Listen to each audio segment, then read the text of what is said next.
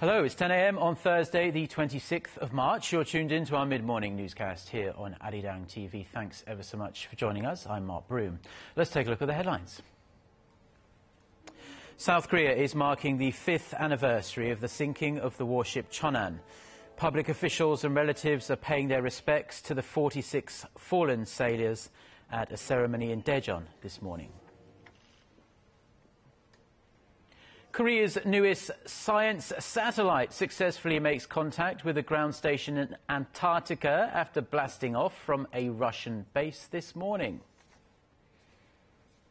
Plus, amid reports one pilot was locked out of the cockpit before the accident, European investigators are still trying to establish the cause of the air crash in the French Alps, which killed 150 people.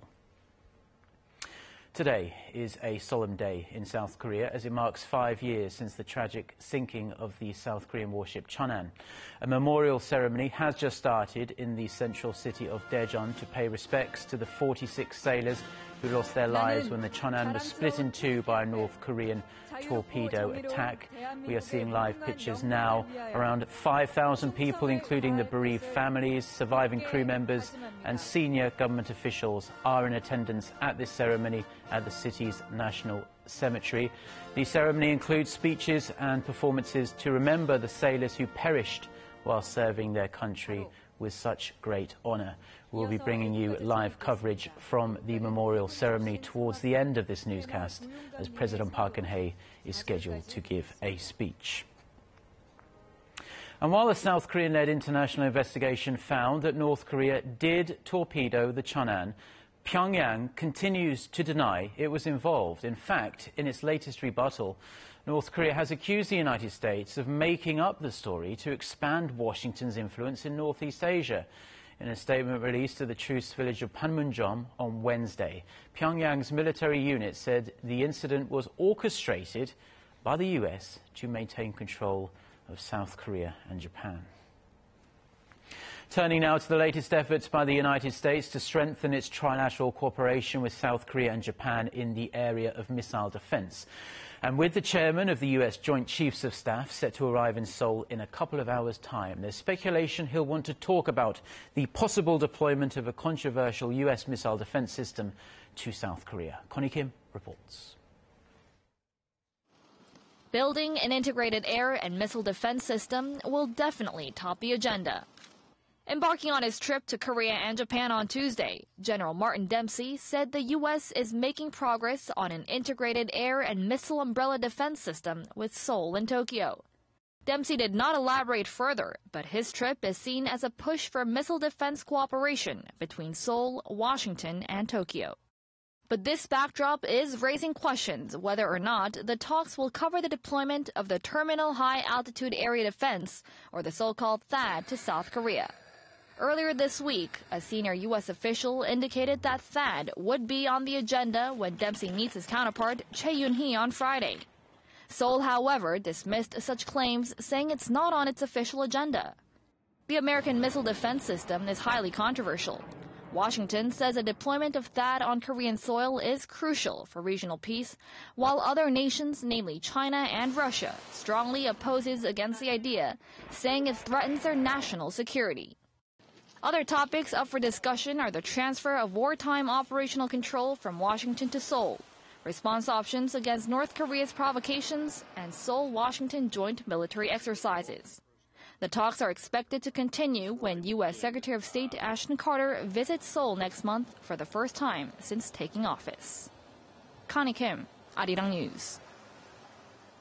Now, so far, so good for Korea's latest science satellite, which was launched into orbit this morning from a base in Russia. The Korea Aerospace Research Institute, which developed the Korea Multipurpose Satellite 3A, or as it's otherwise known, ARIRANG 3A satellite, successfully made contact with a satellite station in Antarctica at 7:40 a.m. Korea time. That's about 32 minutes after the launch. Officials say the ARIRANG 3A is expected to make its first contact with Korea's own ground station at a little after 1 p.m. Korea time. So that's in around 3 hours from now. The 1,100-ton satellite has powerful optical lenses that can provide clear images of any object larger than 50 centimeters in diameter on the Earth's surface. Its infrared sensor also enables it to monitor any volcanic movements or forest fires. Korea's gross national income per capita rose to over $28,000 last year, boosting expectations for the economy to reach the $30,000 mark in 2015. But analysts say it won't be an easy task. Hwang Jie explains why. Despite Korea's sluggish pace of recovery, the gross national income per capita last year jumped around 7.5% to more than $28,000. The Bank of Korea says the rise is largely a result of the strong Korean won, which rose by nearly 4% against the greenback last year, rather than an actual increase in the country's purchasing power. And that is why many express skepticism that the gross national income will top the 30,000 mark this year. With the U.S. Federal Reserve widely expected to raise its key rate in the coming months, the Korean won is likely to weaken against the dollar that will eventually shrink the gross national income. The Korean economy expanded 3.3% over the last year, a slight improvement from 2013 when it only expanded by 2.9%. But by quarter, the economy is on a downward spiral, with fourth quarter growth marking the slowest pace since the first quarter of 2009, when the country was hit by the global financial crisis. Given that the central bank cut its latest growth forecast for the economy to 3.4% for this year, while Nomura has pegged Korea's GDP growth at 2.5%, down 0.5 percentage points from its earlier forecast. Hwang Jie, Arirang News. Now, Korea's consumer sentiment has been on an upward trend this year, but that came to an early end in March. The Bank of Korea's Consumer Sentiment Index came in at 101 this month. That's down 2 points from February. The central bank attributes the drop to the sluggish pace of the economic recovery and the weakening prospects of income from interest due to the record low key rate of 1.75%. Still, a reading above 100 does mean optimists outnumber pessimists. The monthly figure has been going up and down recently, but went up by 1 point in January and by the same in February. President Park Geun-hye, who's been pushing to reform the labour market, says change is no longer a choice but part of a survival strategy. Meeting with representatives of 100 businesses that led initiatives to create jobs last year, she offered praise for their efforts to compromise with unions and to make working hours more flexible.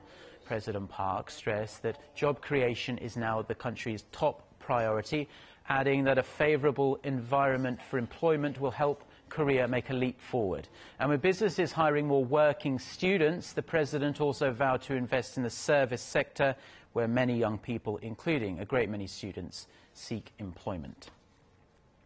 But it seems the job anxiety these days has permeated to the art scene in a big way. President Park marked this month's Culture Day, watching a young artist's performance that dealt with concerns about their future career paths and jobs. With support from the President's Youth Committee, young performers led the programme, which included a fusion jazz band and work showcased by a local theatre group and dance troupes. President Park listened and talked to the young performers and audience about their concerns and vowed to support programmes to help them stay creative in their fields and to find more opportunities in Korea and abroad. The Korean government has laid out its vision of how it plans to transform the nation over the next 5 years into a creative economy and a global ICT leader. More than $8 billion has been earmarked to foster creative talents, support startups and add an extra sparkle to Koreans' favourite TV shows. Our Song Ji-sun reports. Creative Korea led by ICT. That's the key slogan in a new roadmap from Korea's Ministry of Science, ICT and Future Planning. The plan, dubbed Key ICT Strategies, lays out a vision for 2020. The government will inject $8.2 billion over the next 5 years, looking for a market expansion of 8% compared to the current 6% growth. Government officials hope exports will top $210 billion in 2020, up from the current $174 billion. among the key projects unveiled Wednesday. Seoul aims to demonstrate 5G technologies at the 2018 Pyeongchang Winter Olympic Games ahead of its commercial launch in 2020. Korea also expects to become the first to launch terrestrial UHD television services that same year. Korea is already taking the lead in semiconductors, display panels, and smartphones, and Seoul seeks to secure the top spot for the next 2 to 3 decades by supporting innovation and convergence. The set of measures follows the ministry's restructuring announced earlier this month. The moves were made to better adapt to the fast development of the ICT industries and to take prompt actions to achieve its initiatives in President Park's creative economy drive. 송지선, 아리랑 뉴스.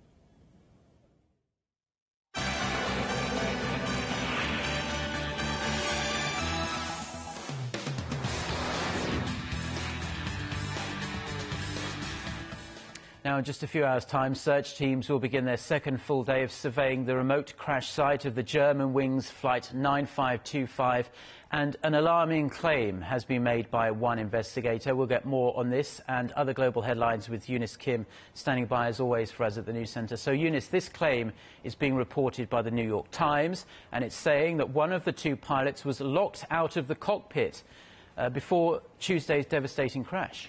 That's right, Mark. The Times is citing one unnamed senior military official, which it says is involved in this investigation. And the source says the sound in the retrieved cockpit voice recorder captured one pilot first lightly knocking, then hitting the door more strongly, and finally he's heard trying to smash the door down. This, of course, raises a plethora of possibilities, and the investigation is still very much in the early stages. Now, earlier, France's Aviation Investigative Agency director had said it was too early to draw any conclusions at this point. He also refused to confirm remarks by French President François Hollande that the empty case for the plane's second black box had been found. He did, however, say the plane was flying until the end after drastically but consistently falling from its cruising altitude of 11 kilometers.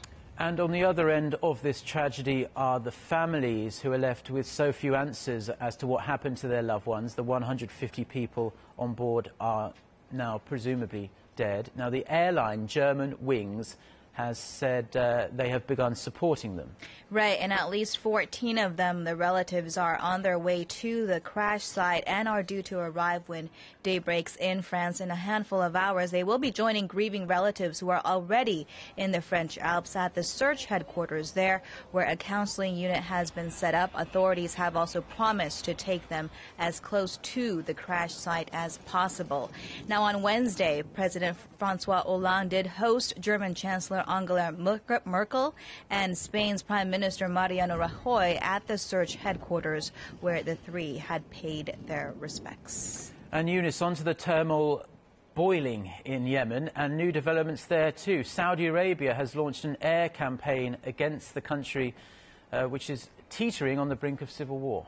Right. It seems the airstrikes are being launched in coordination with a coalition of 10 countries. Now, earlier there had been reports that said Yemen's president, Abed Rabo Mansur Hadi, had fled the country as Shiite rebels allied with the Houthis advanced into the southern port city of Aden, where he was believed to be. The Shiite fighters had also captured his defense minister and seized the city's airport. Hadi's foreign minister, though, rejected those reports and said the 69-year-old leader was in Yemen and in a safe place. Now, if these claims are true, his flight could mark a turn from what the U.S. and his Gulf allies hoped could be an eventual stabilization of a country, which, of course, Mark, has been overrun by an influential branch of al-Qaeda as well. Well, thank you very much, Eunice, and do keep us updated on both those stories, and we'll see you back again at noon Korea time. You bet.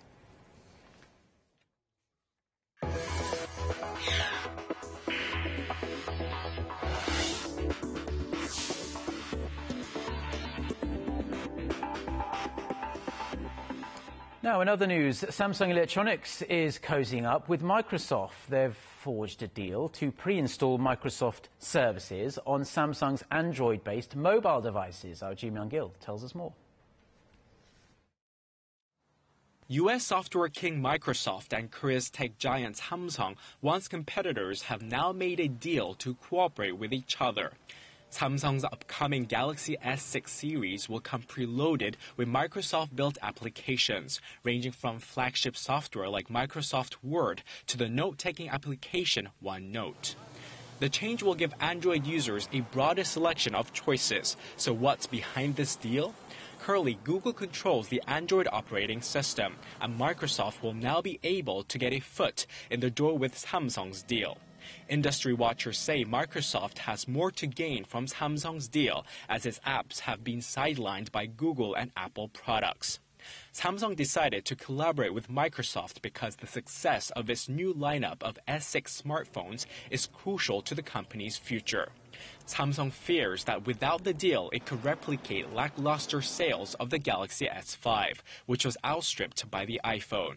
Market analysts added that the uneasy partnership highlights intense competition in the global smartphone market, and Samsung may continue to broaden its strategic alliances. The move comes after the two pioneering companies settled a lawsuit over Android patent licensing last month, and analysts see it as a prelude to more deals in the future. Cheonan, ARIRANG News. Now, in a new medical breakthrough, your doctor may soon be able to get information about your skin whenever and wherever you are. A Korean-American scientist has created high-tech artificial skin that can read the conditions of your actual skin and then wirelessly send this data to doctors. Our Park Se-young reports. You can clench your fist and it stretches with you. You can pull and twist it, it won't rip. Plus, this artificial skin can also monitor your health. It was developed by Korean-American researcher Jang Kyung-in, who worked with a team from the University of Illinois at Urbana-Champaign. What makes Jang's artificial skin stand out is that it mimics the structure of collagen, which is what gives it the strength and elasticity of real skin. The new composition is an ideal platform for silicone-based electronic systems that sense the activity of the human body. Patients will be able to send their health information to their doctors by simply sticking the artificial skin onto their real skin, just like a Band-Aid.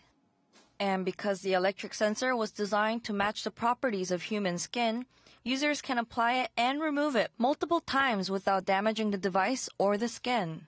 The structure of collagen is like a knotted thread. It can easily extend in the beginning, as if the threads are unraveling. When collagen reaches full extension, it no longer stretches and maintains its shape, just like untangled thread. Chang says the study, which was published last week in the scientific journal Nature, doesn't just provide an advanced method of health monitoring, it also creates new opportunities for tissue engineering and biomedical devices. Park Se-young, ARIRANG News. This year marks the 70th anniversary of Korea's liberation from Japanese colonial rule. To remember the efforts made to win back the country's sovereignty, a traditional song close to the hearts of Koreans has been reenacted. Our cultural correspondent Kim Ji-yeon reports.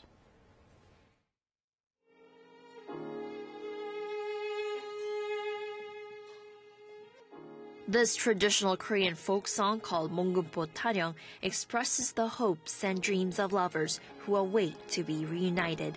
It's being sung at the very palace where it was originally performed for Korea's Emperor Kim Kojong during the late 19th century.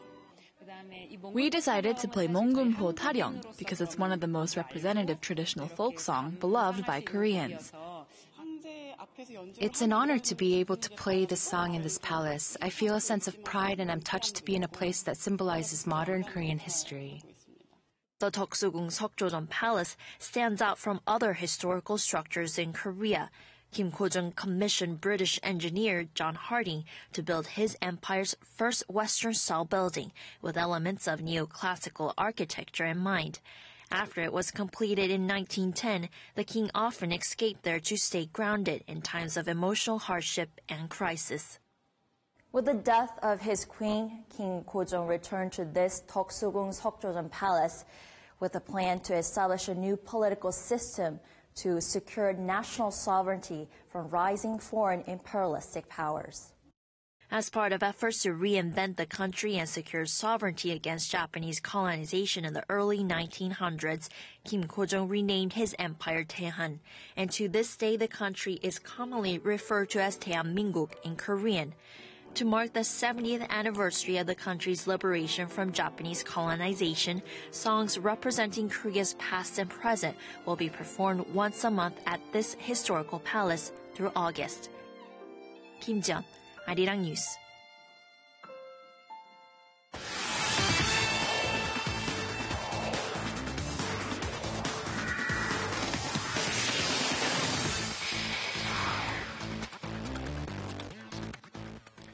Any good Thursday morning to you all as we kick things off with the latest on Park Tae-hwan's suspension, where after his return to Korea, a press conference was held by the chief of Korean Swimming Federation on Wednesday. Now, Lee Ki-heung, the head of the Korean Swimming Federation, stated that the Marine boy Park Tae-hwan must apologize to everyone for his actions before the Korean Olympic Committee goes forward with discussing a possible 3-year ban. Now, Lee, who's also the vice president of the KOC, added that the committee will look into whether or not he should be punished twice. Lee Ki-heung traveled to Lausanne, Switzerland with Park Tae-hwan as the former Olympic champion was handed an 18-month suspension by FINA.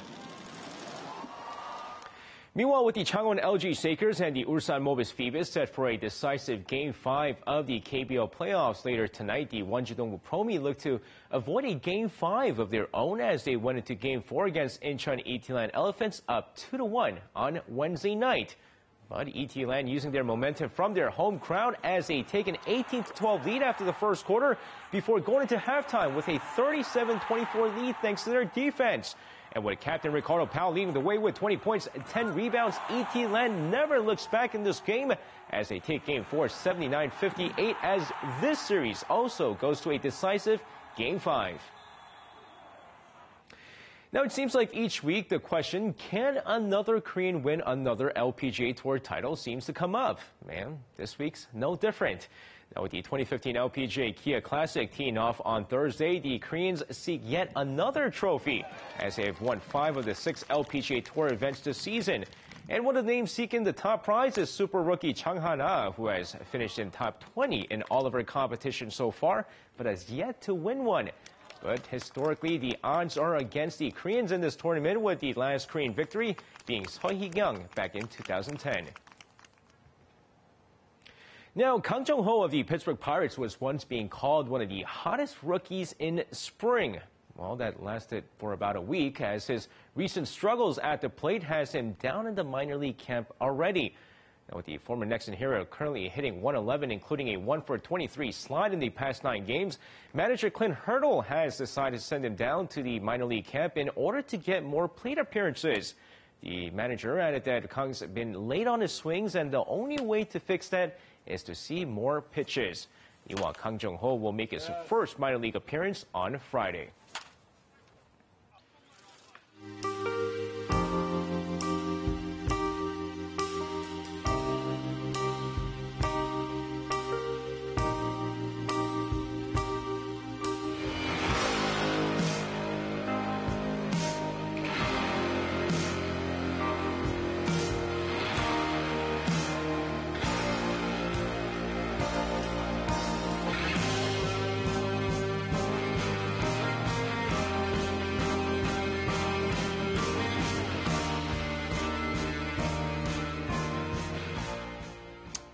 Now, today is a very solemn day, like we mentioned, in Korea, because it marks 5 years since the sinking of the Cheonan warship. Normally, we'd be wrapping up the newscast around now, but we are going to be with you for an extra 10 minutes or so to show you President Park Geun-hye's speech at the Daejeon National Cemetery to mark this anniversary of the sinking of the South Korean warship Cheonan.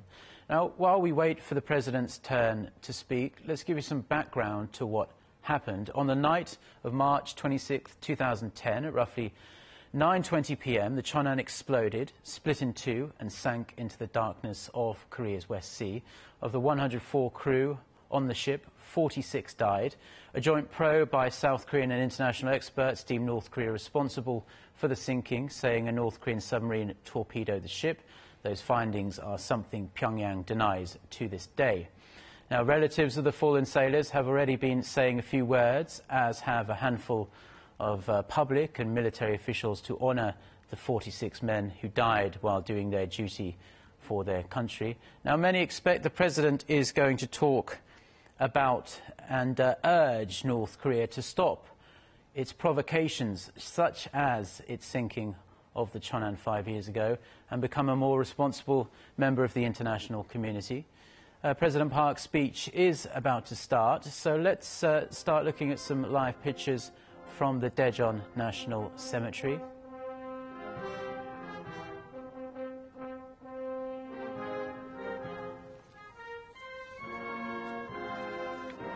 So here we can see officials and family members paying their respects, dressed in black, remembering those young men who perished in the line of duty while serving their country with such honour.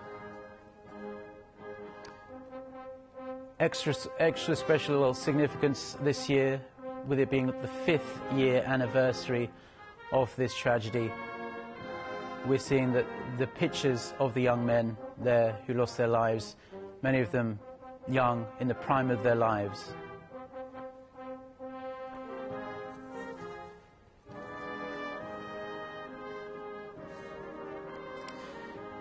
So President Park Geun-hye is going to come and speak in just a few minutes' time.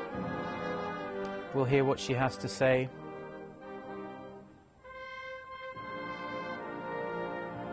Military bands playing in honour of their fallen brothers, of course.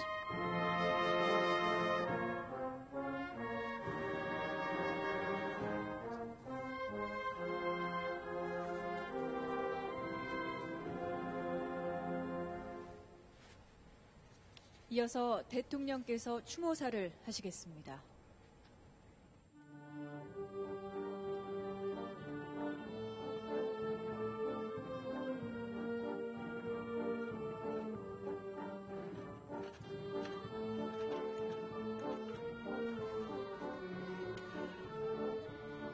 So, as you can see there, here comes President Park Geun-hye, ready to give her speech to honour those 46 young sailors who died so tragically 5 years ago to this day. Let's hear what she has to say.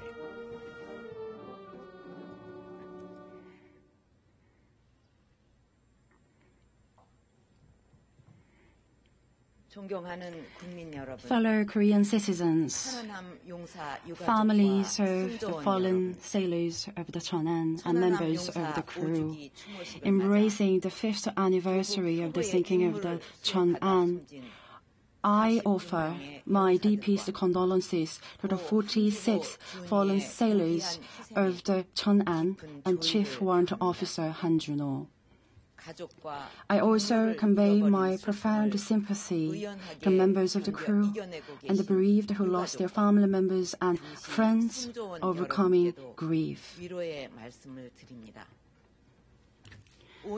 5 years ago today, at the very front line in the West Sea, our brave sailors of the Cheonan who are in line of duty lost their lives due to an unexpected torpedo attack by North Korea. Senior Chief Petty Officer Park Kyung-soo, who always served his wife not having a wedding ceremony, was preparing for a belated wedding.